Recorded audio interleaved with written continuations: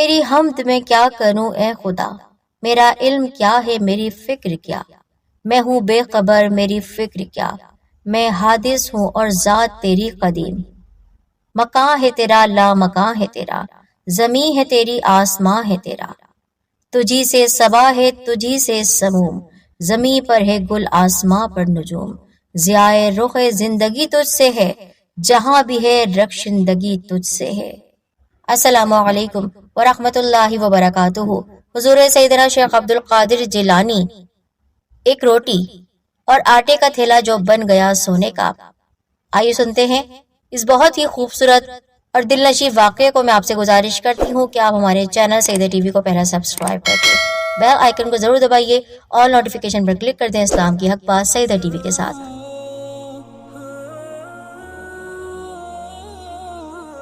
اس واقعے کو حضور غوث پاک رحمۃ اللہ علیہ نے خود بیان فرمایا ہے۔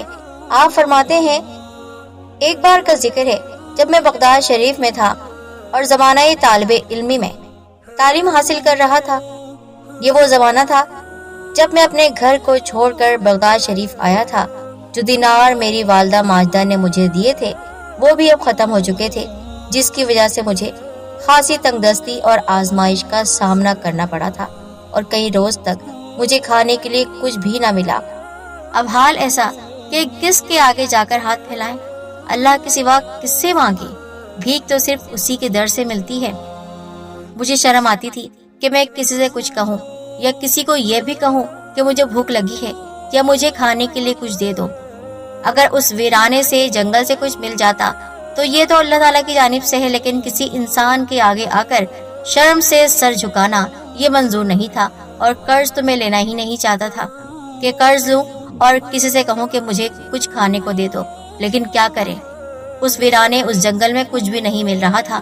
حال تو ایسا تھا کہ آنتوں سے آواز آنے لگی، اور ایسی حالت کہ شاید دم ہی نکل جاتا، کہ بھوک لگ رہی اور اس جگہ کچھ بھی نہیں۔ اللہ تعالیٰ سے دعا مانگی، یا اللہ کوئی انتظام کر دے، غیب سے انتظام کر دے روٹی کا۔ ایک دن بھوک کی شدت سے میں دریائے دجلہ کی طرف گیا تاکہ وہاں ساگ یا کسی سبزی کے پتے کھا سکوں، مگر جہاں جاتا وہاں مجھ سے پہلے بہت سے فقراء، درویش وغیرہ موجود ہوتے، اور اگر کوئی چیز ان کو ملتی تو وہ سب پر سب کا رش ہو جاتا۔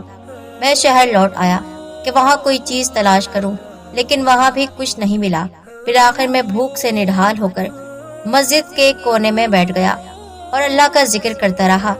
پھر دل میں کچھ خیال آیا تو میں جنگل کی طرف چلا گیا کہ شاید اب کچھ کھانے کو مل جائے، کچھ ایسا مل جائے جو حلال ہو، لیکن اس سے پیٹ بھر جائے اور پھر سے اپنی کتاب کو پڑھ سکوں، لیکن ایسا نہ ہوا اور کوئی چیز بھی نہیں ملی۔ پھر شدت بھوک اور پیاس سے میرا سر چکرانے لگا اور آنکھوں کے آگے اندھیرا چھانے لگا کہ اٹھنا مشکل ہو رہا تھا۔ فاقہ اتنا بڑھ گیا کہ جب جسم میں جان نہیں بچی تبھی مجھے غیب سے آواز آئی، اے عبد القادر، اب آپ برداشت نہیں کر سکو گے، اٹھو اور کسی سے قرض لے کر اپنے لیے روٹی لے آؤ۔ آپ کو یہ بات منظور نہیں تھی کہ آپ کسی سے قرض لیں، لیکن بھوک کی شدت اتنی غالب تھی، اتنی زیادہ تھی کہ آپ نے مجبور ہو کر اپنے قدم شہر کی طرف دوبارہ بڑھا دیے۔ دکانیں تو بہت سی تھیں، لیکن آپ کو ایک نان بائی کی دکان نظر آئی۔ وہ نان بہت گرم گرم اور خستہ تھی، جو آپ کے سامنے وہ تندور سے نکال رہا تھا۔ یاد رہے ساتھیوں کہ اللہ والے لذت کے لیے اور زبانی ذائقے کے لیے نہیں کھاتے، ان کی مجبوری ہوتی ہے کہ اگر وہ نہ کھائیں تو بھوک سے ان کی جان چلی جائے۔ اسی وجہ سے انہوں نے اس روٹی کو لینا منظور کیا، اور یہ آواز ہاتف غیبی سے آئی تھی، کوئی نفس کی خواہش نہیں تھی کہ انسان کا دل چاہے کہ وہ فلاں چیز کھا لے، ایسا نہیں تھا۔ اب آپ چلتے ہوئے نان والے کے پاس آئے۔ اس نان والے نے آج تک آپ کو نہیں دیکھا تھا، کیونکہ آپ نے کبھی اس سے یا کسی سے روٹی نہیں لی تھی، پر اس نان والے کے دل میں یہ بات آئی کہ یہ اللہ تعالیٰ کے برگزیدہ بندے ہیں اور جوانی میں ہی اللہ تعالیٰ کی طرف رجوع کر چکے ہیں، طالب علم ہیں، اس لیے ان کے لیے روٹی کا انتظام کیا جائے۔ تو اس کے دل میں خود بخود آپ کی عزت آ گئی، اور ایسا لگنے لگا کہ وہ آپ کو پہچانتا ہے، آپ کی بہت عزت کرتا ہے۔ آپ فرمانے لگے کہ وہ مجھ سے کہنے لگا، آپ عبد القادر ہیں؟ تو میں نے کہا، ہاں میں عبد القادر ہوں۔ وہی عبد القادر جو بغداد شریف میں علم حاصل کرنے آئے ہیں؟ ہاں میں وہی ہوں۔ تو اس نان بائی نے کہا کیا لینا چاہتے ہیں؟ میں نے کہا اگر میں تم سے روز 1 نان لوں تو کیا تم مجھے دو گے؟ مجھے بہت بھوک ہے اور بھوک سے پڑھا نہیں جا رہا، مہربانی ہوگی۔ نان بائی کہنے لگا ارے ارے آپ کیسی بات کرتے ہیں اے عبد القادر، یہ تو سب آپ کا ہے۔ 1 نان کیا، آپ تو پوری دکان لے لیں تو مجھے کوئی اعتراض نہیں ہوگا۔ لیکن میں نے کہا نہیں نہیں، مجھے صرف 1 نان چاہیے اور روزانہ مجھے 1 یا 1.5 نان دے دینا، اور اس کے بدلے جب بھی میرے پاس پیسے ہوں گے تو میں تمہیں قرض لوٹا دوں گا، کیونکہ میں اپنے سر پر کوئی قرض نہیں رکھنا چاہتا۔ نان والے نے کہا حضرت مجھے کوئی مسئلہ نہیں ہوگا، میں نے آپ سے کہا نا سب آپ کا ہے، جتنا دل چاہے آپ نان لے سکتے ہیں۔ لیکن میں نے کہا نہیں، مجھے صرف اتنی ہی نان چاہیے جس سے میرا پیٹ بھر جائے اور جس کی وجہ سے مجھے پڑھا جا سکے۔ اس کے بعد میں نے اس سے نان لی اور جنگل میں لا کر نان کو کھا کر اللہ کا شکر ادا کیا، پھر اپنی کتاب پڑھنے لگا، علم حاصل کرتا رہا۔ علم کی منزل طے کیے جا رہا تھا، اور ساتھیوں یہ علم دنیا کا علم نہیں تھا بلکہ اسرار و رموز کھل رہے تھے، وہ باتیں پتہ چل رہی تھی جو کسی عام انسان کو پتہ نہیں چلتی ہے۔ یہ وہ علم تھا جو کہلاتا ہے علم نافع، جسے دنیا اور انسانیت کو فائدہ پہنچے۔ حضرت غوث پاک رحمۃ اللہ علیہ ایسے طالب علم تھے۔ اب دن یوں ہی گزرتے گئے۔ ایک دن آپ کہتے ہیں کہ میرے دل میں خیال آیا کہ میں تو روز اس نان والے سے نان لیتا ہوں اور وہ مجھے دل سے نان دیتا بھی ہے، میری عزت بھی کرتا ہے، لیکن کیا یہ ٹھیک ہے کہ میں قرض پر قرض لے رہا ہوں، جبکہ میں نے اسے وعدہ کیا تھا کہ میں اسے یہ قرض لوٹا دوں گا، لیکن میرے پاس پیسے نہیں ہیں، تو پھر میں کہاں سے اس کو نان کے پیسے واپس کروں گا؟ یہ خیال اتنی شدت سے مجھے آیا کہ میں نے کہا اے عبد القادر، قرض کی روٹی کھائے جا رہے ہو، کچھ تو کرنا پڑے گا، اس نان والے کو پیسے تو دینے ہی پڑیں گے۔ لیکن کوئی صورت نظر نہیں آ رہی تھی۔ آپ کہتے ہیں مجھے اتنی شرم آئی کہ شرم کے مارے میں کتنے دن اس نان والے کے پاس نہیں گیا، روٹی لینے اس کے پاس جاتا ہی نہیں تھا کہ اسے نظریں کیسے ملاؤں گا۔ بہت دن گزر گئے اور میں اس نان والے کے پاس نہیں گیا۔ ایک دن میں سوچ رہا تھا کہ قرض اس کو کیسے لوٹایا جائے کہ ایک مردانہ غیب کی آواز آئی۔ کوئی کہنے والا کہہ رہا تھا اے عبد القادر، آپ کی روٹی کا قرض تو اتارنے کا ذمہ ہم نے لیا تھا، آپ اس بات کی فکر کیوں کرتے ہیں؟ آپ کو جانا چاہیے تھا۔ تو آپ نے کہا میں یہ سوچ کر ہی شرما گیا کہ قرض کی روٹی میں کیوں کھاؤں، اب میں وہاں نہیں جاؤں گا۔ میں نے یہ فیصلہ کیا ہے کہ اس نان والے سے روٹی نہیں لوں گا، اس کے پاس نہیں جاؤں گا۔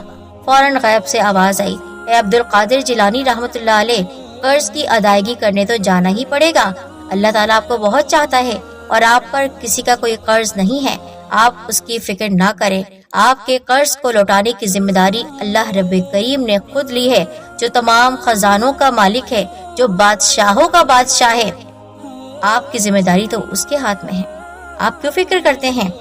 آپ نے کہا پر کیسے، روٹی کا قرض کیسے لوٹے گا؟ غیب سے آواز آئی اے عبد القادر جیلانی، آپ فلاں مقام پر جو جگہ ہم بتا رہے ہیں وہاں پر جاؤ اور بغیر کسی سے بات چیت کیے ہوئے وہاں پر جو بھی چیز ملے گی وہ اٹھا لینا اور اس سے نان والے کا قرض چکتا کر دینا۔ آپ نے فرمایا کہ میں حیرانی کے عالم میں اٹھا اور بتائے ہوئے مقام پر پہنچا۔ وہ جگہ آبادی سے بہت دور تھی، وہاں ویرانہ ہی ویرانہ تھا، کسی ذی روح کا آنا جانا تک نہیں تھا۔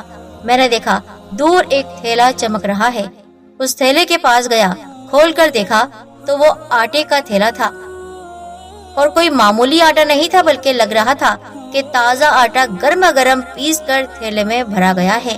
آپ نے فرمایا میں دل ہی دل میں بہت خوش ہوا اور دل کو اطمینان آ گیا۔ میں نے آٹے کے اس وزنی تھیلے کو اٹھایا اور نان والے کے پاس آ گیا۔ اس نے کہا حضور یہ کیا ہے؟ میں نے کہا خود دیکھ لو۔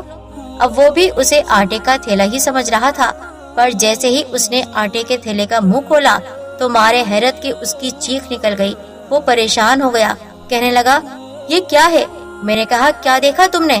اس نے کہا میں نے دیکھا، پر کیسے مان لوں کہ یہ تو آٹا ہے ہی نہیں؟ حضور یہ آٹے کا تھیلا نہیں ہے بلکہ اس کے اندر تو سونا ہی سونا بھرا ہوا ہے۔ اس نے کہا حضرت اتنی جلدی کرنے کی کیا ضرورت تھی، اور اگر آپ دیتے تو چند سکے ہی دیتے. روٹیاں اتنی زیادہ نہیں لی تھی آپ نے, اور کچھ دن تو آپ میرے پاس آئے بھی نہیں تھے. میں آپ کا انتظار کر رہا تھا, اور اب جب آئے ہیں تو سونے سے بھرا ہوا تھیلا لے کر آئے ہیں. حضرت, قرض تو اتنا زیادہ نہیں تھا جتنا آپ نے مجھے لوٹا دیا ہے. آپ فرمانے لگے, یہ ہماری طرف سے نہیں, یہ تمہیں اللہ تعالیٰ کی طرف سے ملا ہے. اللہ تعالیٰ جس نے ہمارا ذمہ لیا ہوا ہے اس نے ہی تمہیں یہ قرض لوٹایا ہے.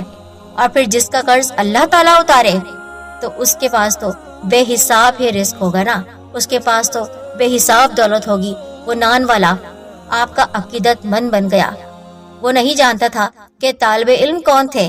وہ محبوب خدا حضرت شیخ عبد القادر جیلانی تھے, کہ جن کے کہے کو تو رب بھی نہیں ٹالتا.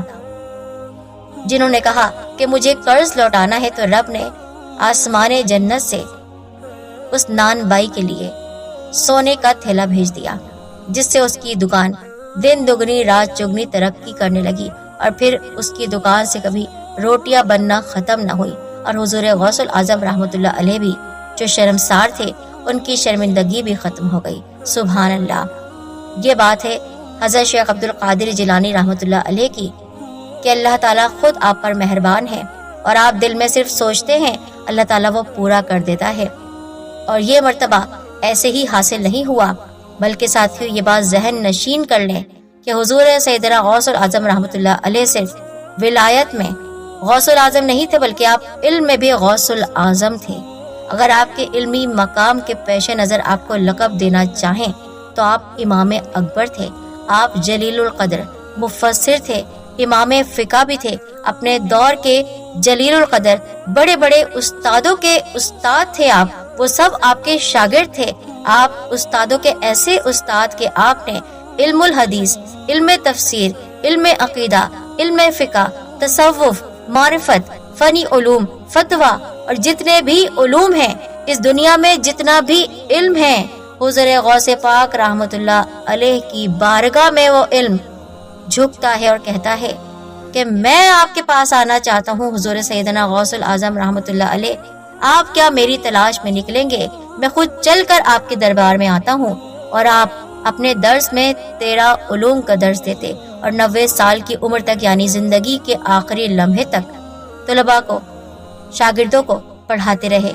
قرآن مجید کی آیت مبارکہ ہے سورہ کہف کی 18 آیت. اس میں جو علم کے بارے میں بیان کیا گیا ہے وہ علم اللہ تعالیٰ نے آپ کو عطا کیا. یہاں تک کہ آپ کے مدرسے میں سے ہر سال 3000 طالب علم محدث بن کر نکلتے. سبحان اللہ. یہ شان ہے غوث الورا کی, اور اس شان کو کوئی نہیں پہنچ سکتا. جو کہتا بھی ہے نا کہ حضور سیدنا غوث العظم رحمت اللہ علیہ کے علم تک اس کی پہنچ ہو, تو ایسا ہو بھی نہیں سکتا. یہ علم وہ علم ہے جو رب نے آپ کو دیا ہے. ورنہ سوچئے, جنگل میں ایک نوجوان طالب علم کتابیں لے کر بیٹھا ہوا ہے, اور اس کو وہ سارے علوم حاصل ہو رہے ہیں جو علوم اس دنیا کے نہیں ہیں, جو دل میں سوچ رہے ہیں, اور رب ان کی بات کو پورا کر رہا ہے. سبحان اللہ. آٹے کا تھیلا جو سونا بنا دیتے ہیں, ایسے ہیں ہمارے غوث العظم رحمت اللہ علیہ. اللہ پاک ہمیں اپنے نیک بندوں, نیک صالحین, اللہ والوں کے نقش قدم پر چلنے کی توفیق عطا فرمائے, اور وہ علم, وہ مرتبہ جو حضور غوث العظم رحمت اللہ علیہ کو عطا ہوا ہے, کہ اللہ ان کی کوئی بات نہیں ٹالتا. اللہ تعالیٰ ان کی دعا سنتا ہے. ہم اس مرتبے کو پہچانے جس طرح اس نان والے نے آپ رحمت اللہ علیہ کے مرتبے کو پہچانا, اور اللہ تعالیٰ نے اسے غیب سے اتنا عطا کیا کہ پھر کبھی اس کی دکان خالی نہ ہوئی. سبحان اللہ.